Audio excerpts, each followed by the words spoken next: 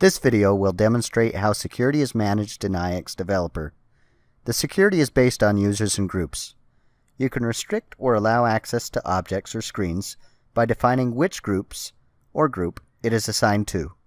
Start by clicking on Security in Project Explorer. Click on the Projects tab followed by the Add button. A new group has been added. Rename the group to Service. Click on the Users tab. Add additional users by clicking on Add. Let's also configure a password and assign which groups the user should belong to. User 1 will belong to the Operators group, and User 2 will belong to the Service group. Clicking on the Settings button allows you to define the default behavior for when the user does not have access to the restricted object or screen. In this case, select Show Access Denied message.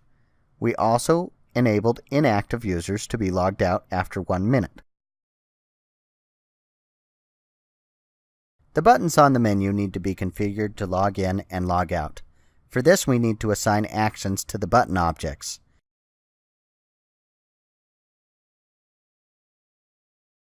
In order to display which user is logged in, a system tag needs to be added. Click on Add, System Tag. Select Current User Tag.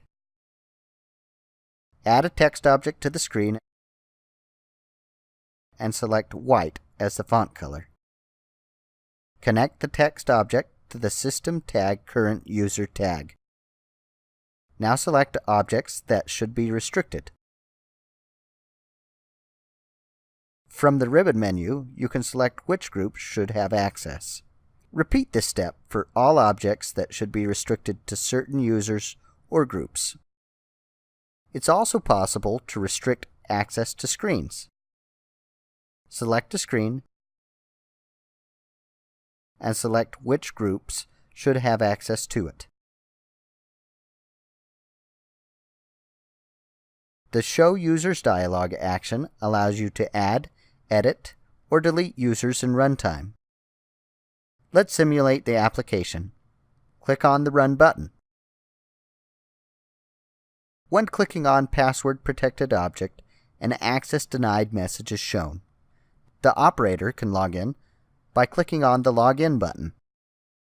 Earlier, we set User 1 to belong to the Operators group.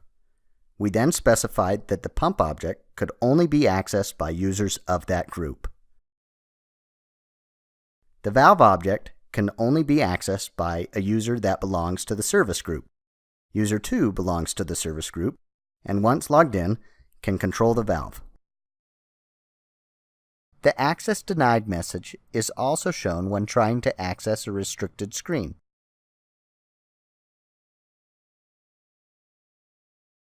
The username is automatically shown in the top right corner.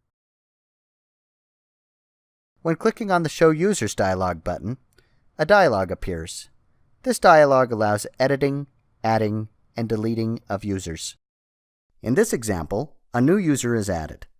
Username, User 3. Password, 3.